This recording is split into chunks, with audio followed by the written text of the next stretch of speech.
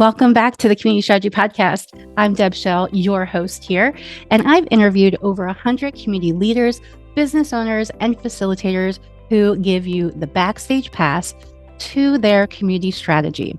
I'm a creator turned community builder, and after failing my launch in 2020, I discovered I had a passion for community events, cultivating belonging, and developing a strategy for success. As the author of Creator to Community Builder, Find calm while building your online community, I encourage you to dig deep and go beyond the surface level marketing and understand your ideal member. As a community and marketing strategist, I've helped over 70 business owners in developing and implementing a launch plan for an online community course or membership. On this podcast, I share interviews with community builders just like you who have a message and who want to bring a group of humans together for a purpose. You are invited to join Community Builders with Purpose to connect with like-minded people who want to learn how to run, manage, and grow an online community. The community is free, so I hope you can join. It's a new place to share your community concept, ask questions about community building, and connect with us for an intentional community development strategy. Our members join programs and special events to continue learning and growing. The community is an ecosystem, a place where you can join no matter what stage you're in, beginner, intermediate, or advanced. I hope to see you inside. Now let's get started. Greetings and welcome back to the Community Strategy Podcast. My name's Deb. I am the host here, and we are excited today to talk with you about well-being. This is we're recording this live for the Community Builders with Purpose space. And today I have Nicole Gray. She's going to talk to us a little bit about well-being. She's an expert in that field. And I'll let you introduce yourself, Nikki, so go for it. Cool. Thank you, Deb. Firstly, thank you so much for inviting me to be on this podcast and to be a part of the community, really. So I am a well-being coach. So I support entrepreneurs, I support business leaders and creatives, and I run one-on-one coaching programs as well as courses and workshops like this. And it's a whole community of individuals who just really want to work on their emotional, mental, and spiritual well-being. So that's pretty much me. Nikki, I'm excited to hear what you have to say. Awesome. Thank you. Okay. Cool. So, well-being for community leaders. Guys, this is really, really close to my heart because I burnt out as a community leader. We put so much pressure on ourselves. We are the be-all and end-all, we think. We think it's life and death if we don't show up, right? And it's not the case. So I just really want to ask you during this period to give yourself grace, be kind to yourself, and just be open to giving yourself a little bit of space. As much as you want to support your community, the community can't be supported without you. So let's jump in. So we're going to talk a little bit about stress management, about work-life balance, and recognizing burnout. So just really quickly, a quote from Arianna Huffington, one of my favorite books by her is a book called Thrive. A quote from her is, "Burnout is not the opposite of success. It's the companion to it. The more successful we are, the more likely we are to experience burnout, unless we learn to disconnect, to say no, to set boundaries, and to make sleep a non-negotiable priority. In the long run, the only sustainable competitive advantage is our own well-being." Cool. So let's jump into understanding stress. So we're going to talk a little bit about the definition, some causes specifically for online community managers and leaders, and the impact that it can have on us. So Stress basically refers to the emotional, psychological, and physical strain experienced by us because of the demands and the challenges of our roles. It's not just about feeling busy or overworked. It's actually a deeper response to the pressures that can actually, threaten our well-being and our performance. Online community leaders, we are the backbone of thriving virtual spaces, right? We face a distinct set of challenges, and these can contribute to some significant stress. So, some of the most common culprits, for instance, are managing a diverse community. So, you've got to balance inclusion and boundaries. We need to create a welcoming space for a wide range of personalities and viewpoints while enforcing the views. And this basically means we need to enforce rules, prevent negativity or disruptive behavior, right? And this balancing act can be quite demanding and it requires constant adjustments. You're also having to deal with conflict resolution online. And online is a lot trickier to face. You need to be a lot stronger with your communication skills, be able to navigate those disagreements quite fairly, and to maintain the positive atmosphere. So there's a lot of balls to juggle, right? Then you're dealing with something called constant connectivity and visibility, right? Oh my goodness, blurred lines between work and personal life. We operate 24/7, and it makes it really difficult for us to disconnect. This constant availability leads to us feeling burnt out, and our well-being suffers because of it. There's a pressure for us to be always on, always able to communicate, always, ready to respond immediately and support everyone. You're creating a sense of constant responsibility and the need to be accessible at all times. We don't have to do that. We can set boundaries. You can say you're offline. That's okay to do. I think, especially in the beginning, we put this pressure on us to always be available. Then maintaining community engagement is also very tricky, right? You're dealing with online negativity. So you've got your trolls, you've got misinformation, you've got negativity. And you have to constantly monitor this content and address negativity while creating this positive and supportive environment. It becomes quite intense.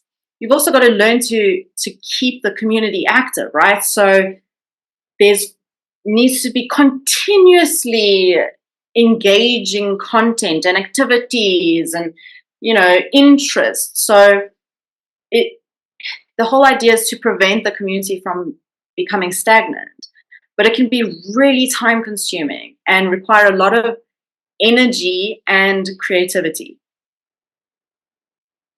And then there's the dark side of recognition. You get overwhelmed by expectations. Online communities can grow rapidly, and you might feel the pressure to meet the increasing expectations of this larger audience. This can lead to feelings of inadequacy and self-doubt. And on top of this, you're more susceptible to online criticism, right? This can be harsh criticism, personal attacks even, and it can be extremely emotionally taxing and demotivating. And some additional challenges, technical difficulties. That's fun, right? When you're dealing with outages or glitches, it can be so frustrating in disrupting the community activities. And the other side of it is feeling really isolated in this virtual space. Like, yes, you're leading a community, there's lots of people, but you know what? You're alone in the leadership, right? It's very different compared to the camaraderie of a physical work environment. All things I've experienced. So let's talk a little bit about the impact. So, on your physical health, headaches, tiredness, muscle tension, especially in your shoulders and your neck, digestive issues, IBS. Main reason for IBS is stress, weakened immune system. Over time, it could increase the risk of heart disease, of stroke, of diabetes. Like what? On top of this, stress has obviously a pretty harsh toll on your mental health. It can lead to anxiety, depression, insomnia, difficulty concentrating, and burnout, right? So, and that's basically a state of emotional, physical, and mental exhaustion. Okay, so physical health, mental health, relationships. So, it makes it really difficult to maintain relationships when you're stressed. It can lead to irritability, impatience, conflicts. When you're stressed, like everything pretty much goes downhill, right? Then you've got the impact on your community. There's a ripple effect, and it negatively impacts the entire virtual space. So things like reduced leader effectiveness, you're neglecting the community needs. A stressed leader might become less available, leading to delayed responses, unaddressed issues, and a decline in overall community support, right? Inconsistent enforcement of rules, even. It can cloud our judgment and lead to inconsistent enforcement of community guidelines, and it creates confusion and conflict, potentially, among members. You've also got a little bit of a diminished enthusiasm and engagement. You know, if we're burnt out, we lose the initial passion, and it leads to less engaging content, less activities, and a decline in the vibrancy of your community. It also has a negative impact on your member experience, right? So a stressed leader is probably less patient with member issues or more frustrated. And that includes like a rise in negativity within the community. Members might feel neglected or unsupported if the leader is unavailable or disengaged, right? And this means the sense of community is kind of gone. And then if we as leaders are exhibiting this negativity and struggling to manage conflict effectively, that can erode trust and respect within the community. And that hinders the collaboration and open communication, right? And then you've obviously got the reduced community growth and engagement, because who's going to suggest your community if you're feeling really down and out and it's not growing and it's not progressing? Okay. Cool. So let's talk about some management techniques of these different things. So when it comes to managing a diverse community, number one, develop clear guidelines. Establish community rules that promote respect, inclusivity, and positive communication. Empower your members. Train them to help moderate discussions and address minor issues, so it at least takes away from some of your burden. And then facilitate some open communication. Encourage respectful dialogue and diverse perspectives. You want to create that sense of community and ownership over maintaining that positive environment. When it comes to constant connectivity and visibility, set boundaries. Communicate your availability and stick to it. Schedule specific times for checking messages and avoid feeling obligated to respond immediately outside those times. And use communication tools, right? Leverage tools like autoresponders or scheduling platforms so you can manage expectations and avoid feeling overwhelmed by constant communication. And embrace offline time. Schedule periods where you disconnect completely from the online community and potentially from all technology, so you can allow yourself to really take time to recharge and avoid that work-life bleed. And when it comes to maintaining community engagement, delegate, right? Enlist the help of active members to curate content, organize events, moderate discussions, foster the sense of kind of shared responsibility. and use a content calendar. Plan your content and activities in advance to avoid last minute scrambling. I do this a year in advance. So I plan whatever's coming up a year ahead. If you can do that, that's great. If you want to do maybe 3 months in advance, that's also cool. Just do it in advance, because you are going to go into panic mode if you don't have anything to share. And then diversify your approach. So experiment with different content formats, use poll discussions, Q&As, that kind of thing, just to cater to different learning styles. When it comes to the dark side of recognition, develop a thick skin. This sounds a lot easier than it is. But unfortunately, negativity comes with the territory, right? So practice letting that negativity go. Focus on the positive interactions and the overall well-being of the community. And you've got to ask for help, right? So seek support. Build a community of other community leaders, which Deb has done, who understand the unique challenges you face, right? Here, you can share your experiences and your strategies to maintain perspective. And then focus on the positive. So very important to publicly acknowledge and appreciate positive contributions from your members. Celebrate successes and the overall value of your community, right? So you pretty much pushing everything to the positive side. Okay. Then technical difficulties. Have a backup plan. If you have technical issues or potential technical issues, develop contingency plans, right? See if there are other platforms or communication channels you can use in case of outages. Stay informed. Another important thing, just familiarize yourself with the technical platform. Stay updated on any upcoming maintenance or changes, anything like that. And then delegate troubleshooting. So choose some of your trusted members to do some basic troubleshooting skills to handle minor issues, reducing that workload. Also, if you want to test things, if you don't know the tech completely, if you want to test things, do that with a couple of members before you roll it out to everyone else, right?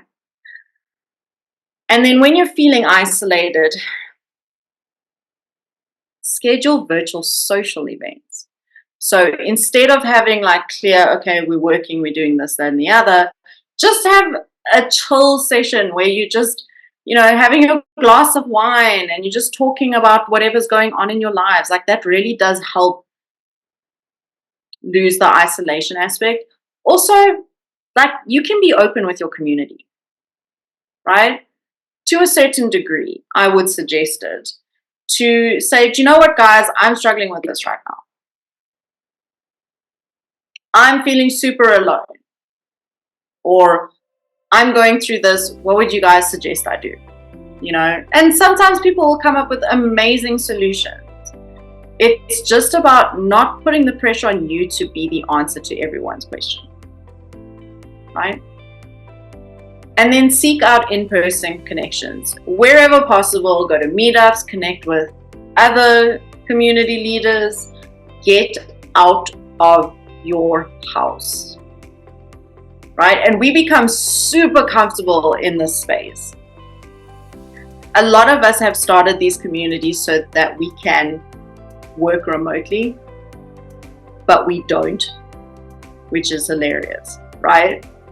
It's like, I want to live this remote lifestyle. And it's like, no, I'll just set up this little office and this is where I'm comfortable. This is where I know, this is where I go to do my work. I get that. I understand the value of having a separate room for your office. I fully get that and fully promote it. But try go on holiday and do some work from there, right? I would never tell myself to do this. I did this recently and I was like, oh my gosh, I can go on holiday, travel, jump into the swimming pool, and then come back to something I really love and coach someone. Hi there, it's Deb Shell, and I am going to talk to you just a bit about email newsletters. If you've been thinking you need an email newsletter, you're probably right. If you've been in an online community or you just want to grow your online business, communicating directly to your audience, it allows you to build relationships with them one email at a time. You might think you don't have enough time, but I have some great news for you. ConvertKit can help you start building ConvertKit can help you start building an email list with easy to set up templates, immediate analytics, and you can start for free. There's a 14-day trial, and once you get set up, you can set up your sequences, your email sequences that ConvertKit actually templates for you, and let ConvertKit do the work. ConvertKit will offer everything you need to build a successful email marketing campaign. They also have digital products available that you can create and onboarding sequences for your community members. You'll get a 14-day trial of ConvertKit's creator plan, no credit cards required, when you use the show link notes. If you don't even want to set this up at all, I've also added this service to my business so that I can help you, and I've helped other community builders develop an email newsletter for their business. Sign up with ConvertKit. It's the only email marketing tool just for creators and connects directly to your Mighty Network. If you are on the Mighty Networks and you have a community, it is simple and easy to set up these integrations, and I can certainly help you with that as well. Just open up your podcast app, scroll down to the show notes, click on Start Emailing Today, and I'm excited to learn more about how you jump into email marketing this year. Now back to the show for more community building tips. Where did you go? You got to share where you went. Well, it was still in South Africa. So I just went to into the bush. So I was with animals and all of this kind of thing. And there's an animal with me right now. And it was crazy because it was like there was this massive luxurious swimming pool, there was a spa, there was all this amazing stuff. I still had Wi-Fi.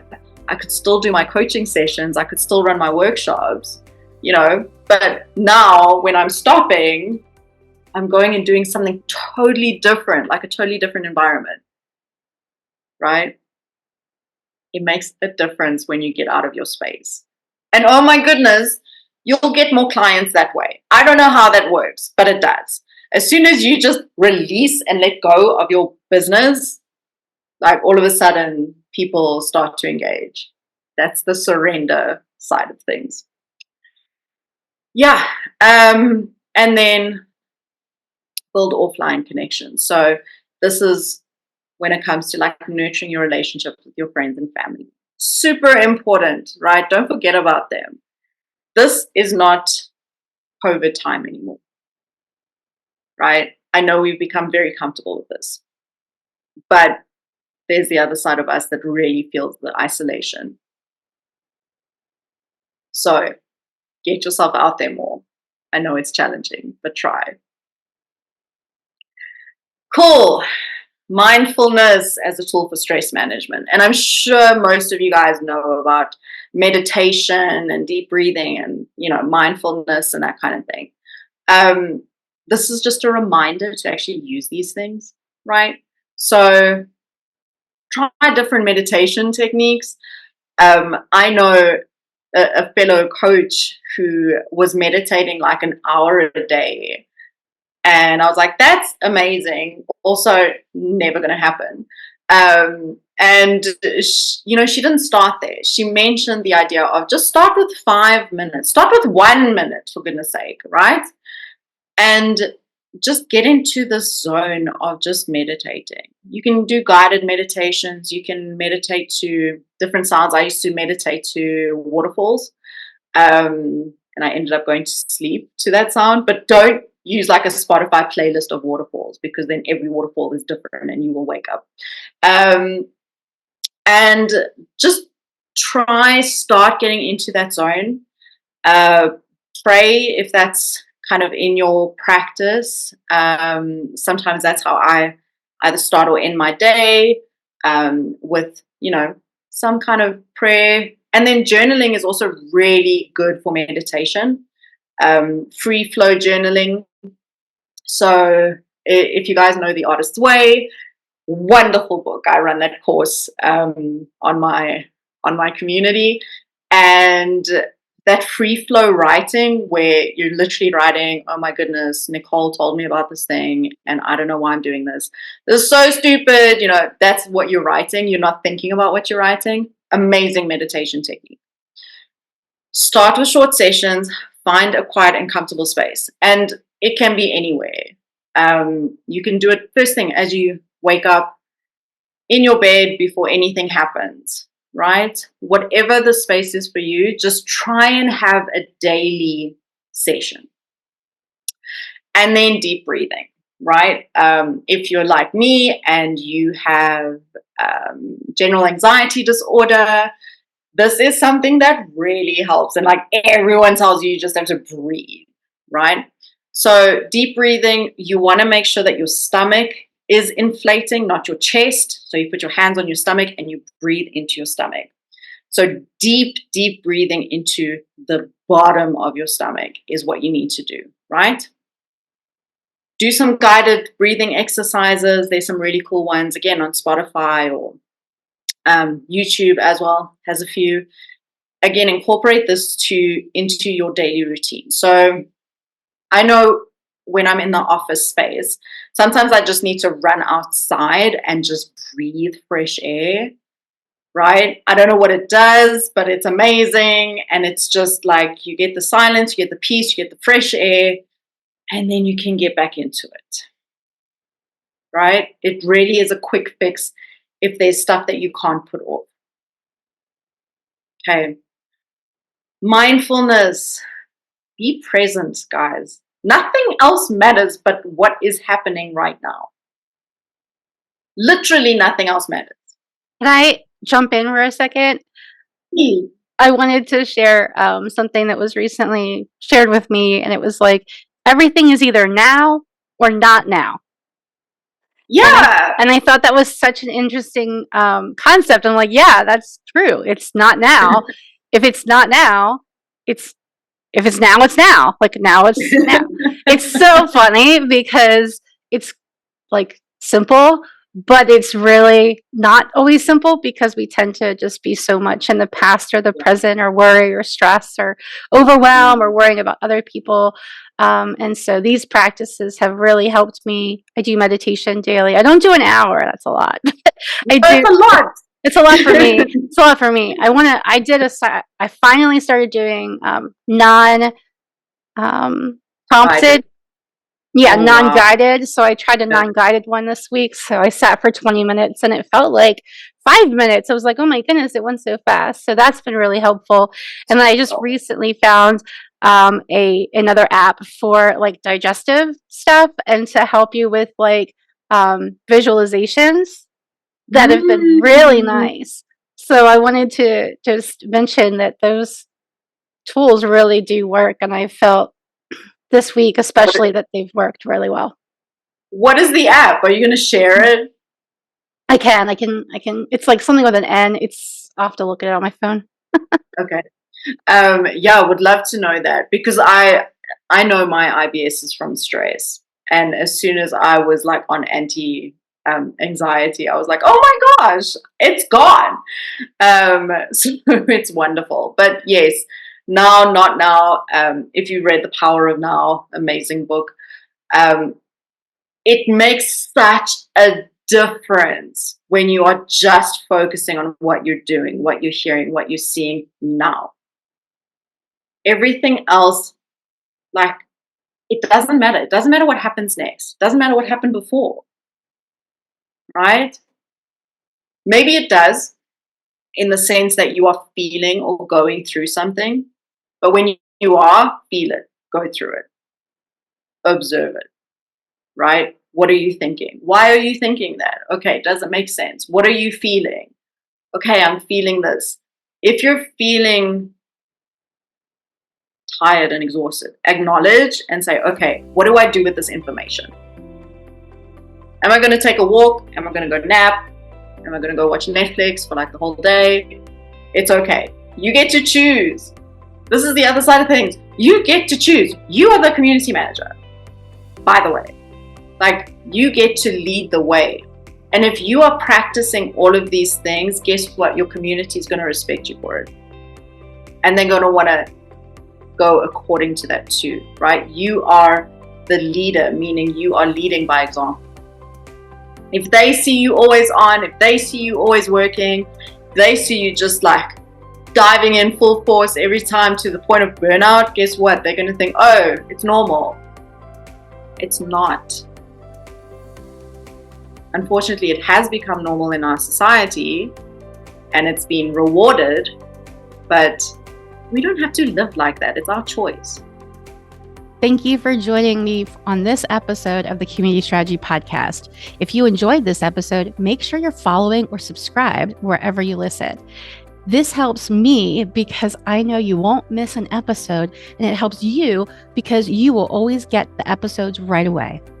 This podcast is produced by myself, Deb Shell, independent owner of Find Calm Here. If you really enjoyed this episode, I am looking for some Apple Podcast reviews. I'm going to explain to you how to do that right now. First, if you go to your Apple Podcast and click on the circle with the 3 dots on the top right corner, then make sure you're following the show. Second, next click Go to Show and scroll down to where it says Ratings and Reviews.